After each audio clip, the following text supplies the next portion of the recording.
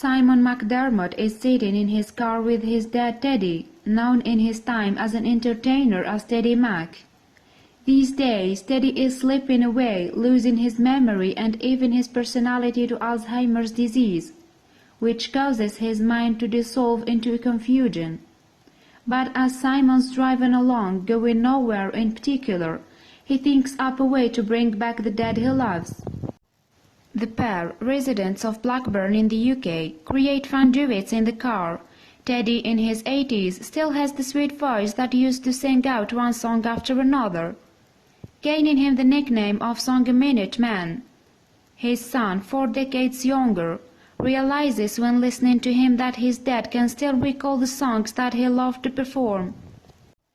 Teddy Mac began life in the UK's Midlands region, with 13 siblings. He was the eldest in a large family, and this brought its burdens. He frequently found himself caring for his sisters and brothers and was often cast in the role of entertainer for the whole family. His burgeoning talent subsequently found a showcase in the local clubs. Teddy's voice was quite stunning, and it looked certain to open doors for him. When he was 17 or 18, he got invited to audition for the Carol Lewis show, which was the X Factor of the day. Simon explained to the Daily Mail in 2016, but his family couldn't afford for him to go. Nevertheless, Teddy didn't allow himself to become disheartened and made a living singing in the local night spots instead. Simon said he had organized bookings, but he also had a band himself. Teddy Mac and the Starliners, and everyone in Wednesbury knew them. In the audience one night was a representative from Badlands, a popular holiday camp company in the UK, and Teddy was subsequently hired to perform at resorts in Wales and northern England. In Blackpool he got together with Simon's mother. They would later move to Blackburn, where Teddy found employment in a factory, with the music becoming his sideline. Simon recalled his dad's prodigious talents when speaking to the Daily Mail.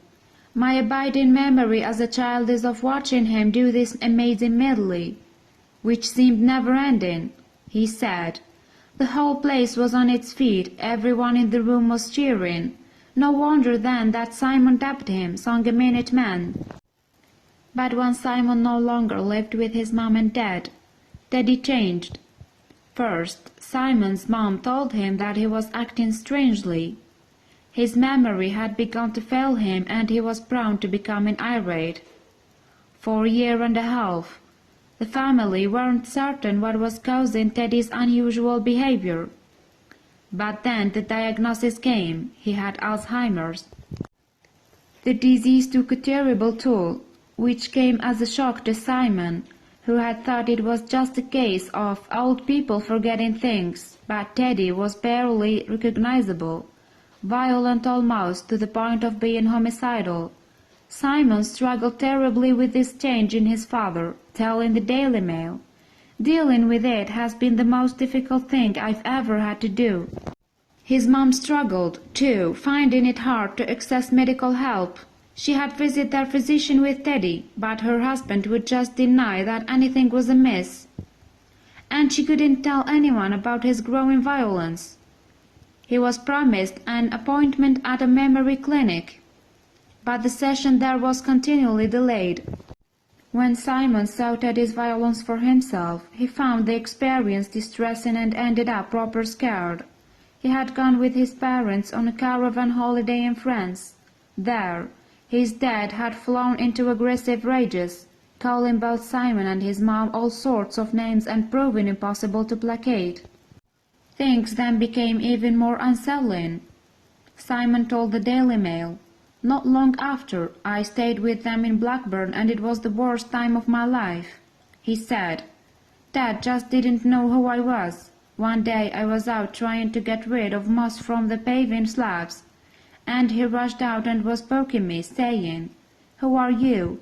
What are you doing? Get out of my house, get out.'"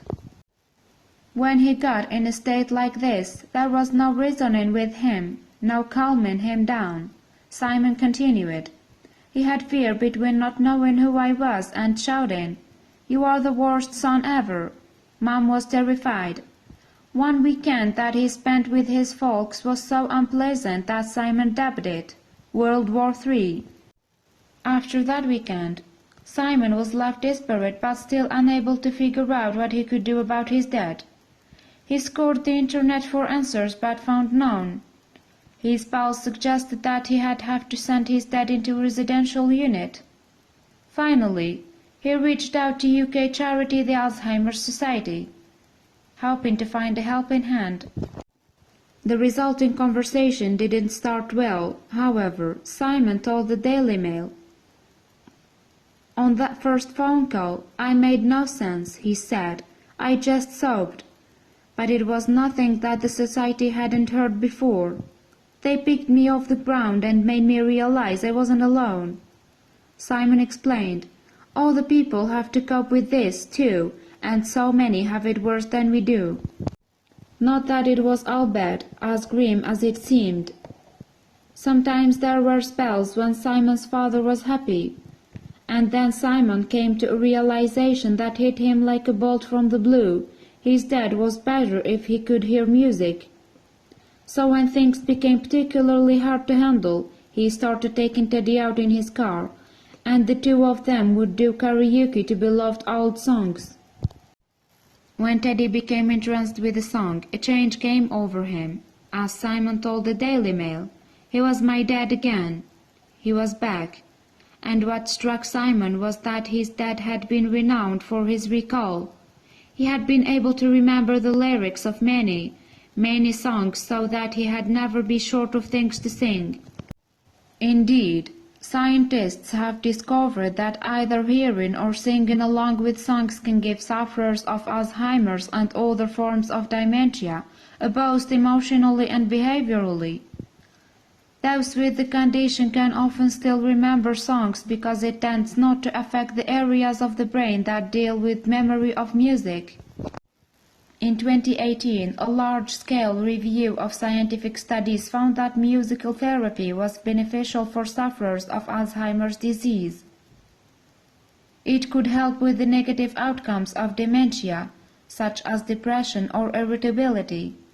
On top of that, practicing music seemed to alleviate the decline in cognition and memory. And, just as Simon found with Teddy, recall was discovered to be relatively untouched. So Simon drove around with Teddy and videoed the two of them, in effect creating his own carpool karaoke, just like the TV segment presented by James Corden. Simon subsequently put their version of Quando, Quando, Quando on Facebook, hoping that it might interest a few friends. Little could he have imagined the impact that it would have, though. Indeed, the McDermott's version of the Engelbert Humperdinck track really took off and rapidly went viral. More than 5 million people have watched the father and son belting out the song. Once he realized that it had caught the public's attention, Simon thought that he could try to make a few bucks for charity out of it. So he put up a link to the Just Giving website. Originally, Simon's aim was modest.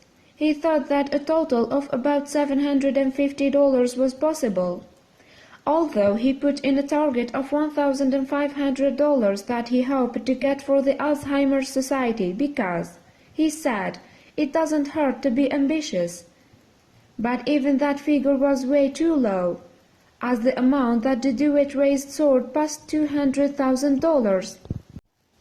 Simon explained to the Daily Mail what had motivated him.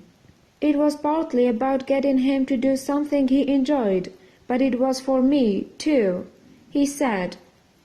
I remember once coming down the stairs and hearing him sing Mac the Knife, his signature tune, but he had forgotten the words. That was a real jolt for me, a sign that time was actually running out. And while singing songs in his car, Simon began to realize that the carpool karaoke was bringing him and his father back together. They had even started talking about their lives. Teddy Mack would mention his son who resided in London and how proud he was of him. This struck Simon hard. His dad never told me he was proud of me. He wouldn't have. He wasn't like that. But he was able to share with the stranger. Unsurprisingly, Simon felt that he had to capture the moment more permanently. The concept of making a record of his dad's vocals took hold. He put in a couple of $100 of his own money to hire a studio for the recording, and although a couple knocked him back, the third was willing. However, Teddy wasn't on his best behavior when they went into the studio. He had never used headphones to sing with, and he didn't understand the need for them. His aggressive side then came out, and he verbally abused the sound engineer. At his wit's end, Simon coaxed Teddy into giving it a go, and the effect was amazing. And bigger things were to happen when a Decca Records bigwig heard Teddy's work. The next thing Teddy knew, he was a Decca recording artist, and his version of You Make Me Feel So Young was to be his first single. At last Teddy, after years of entertaining, had hit the bright lights. Given how big a break this would be, though, Simon had some doubts. After all, his dad couldn't really grasp what was going on. But his mom had absolutely no doubts. She told her son there is nothing he would have wanted more in the world. So Teddy recorded the song with an orchestra for backing, and the dream had become reality. The money from the single, whether from physical or digital sales or royalties from broadcast, would be shared by the Alzheimer Society and Teddy's family. However, Teddy wouldn't be promoting the track. Simon refused the many offers of appearances on TV because he felt that they may put Teddy's dignity at risk. Touchingly, when Simon played the song to his dad, Teddy loved it, singing along with himself word for word. At the end, he turned to Simon and said, "That's a good singer, that is." Incredibly, Teddy's condition had advanced to the point that he couldn't recognize himself on the track, even when told that it was him. The success didn't end with the single, either. On World Alzheimer's Day, September 21st, 2017, the song A Minute Man realized an album. The money to make it had once again come from the internet, as fans from across the world flocked to pour cash into the project that would see Teddy sing a full set list of classic favorites. Proud son Simon told HuffPost about the record in 2017. "It really is a dream come true that Dad has been able to record this album. He has been an entertainer his whole life. So being able to do this with a big band really is amazing." Simon said, "We had so many requests last year about Dad making an album that we decided to crowdfund it ourselves." It was a trip down memory lane for Teddy, as the album's tracks echoed songs that he had performed as an entertainer. Alongside Teddy, Guy Barker, who has accompanied luminaries such as Sting and Frank Sinatra, brought his orchestra to the album. And top engineers Tim Young and Steve Price deployed the skills that had made records for Adele and Queen, among others. The 13 tracks included favorites such as Love by Nat King Cole and Old Blue Eyes classic, I've Got You Under My Skin. Topping the lot was the song that had introduced Teddy to the wider world, Quando, Quando, Quando, and not just the McDermott family would benefit, as a chunk of the proceeds were going to Alzheimer Society's research. Alzheimer Society fundraising head honcho Michael Dent was full of praise for Teddy. He told HuffPost in September 2017, "Dementia is said to be the 21st century's biggest killer. So it's absolutely fantastic that Teddy has been able to record this album and raise money to help us create a world without dementia." Dent continued, while it has been an understandably difficult year for Teddy and his family dealing with the day-to-day realities of a dementia diagnosis, this just goes to show you can still continue to do the things you love and work towards lifelong dreams. Teddy is also a great example of the positive impact music and singing can have for people with dementia. The fundraising Supremo was overjoyed by the outcome, and he let HuffPost know all about it. He said, "On behalf of everyone at Alzheimer's Society, I would like to say a huge well done to Teddy and Simon on the album. We urge Teddy's supporters and everyone across the globe to unite against dementia and buy the album for World Alzheimer's Day." And Dent's joy at the record coming to fruition was very much echoed by Simon. Essentially, this album is about love which, at the end of the day, is the only thing that matters, the proud son told HuffPost. But the happiness that he felt was of course tinged with sorrow at his dad's inability to understand his own success. "He doesn't remember who he is. He doesn't know me," Simon told the Daily Mail in September 2016. "We will be sitting chatting in the car, normal as anything, and he will call me Simon, but in the next breath he will say, 'Isn't that funny? I've got a son called Simon. He lives in London. It breaks my heart that he isn't here to see this, but he isn't. Not 100% here, anyway." Nonetheless, Simon was quite certain that Teddy would have approved of the outcome of the video that Simon made. All he ever wanted to do was to sing for people, and now people are listening to him all over the world. Simon said, "He would love that. I know he would."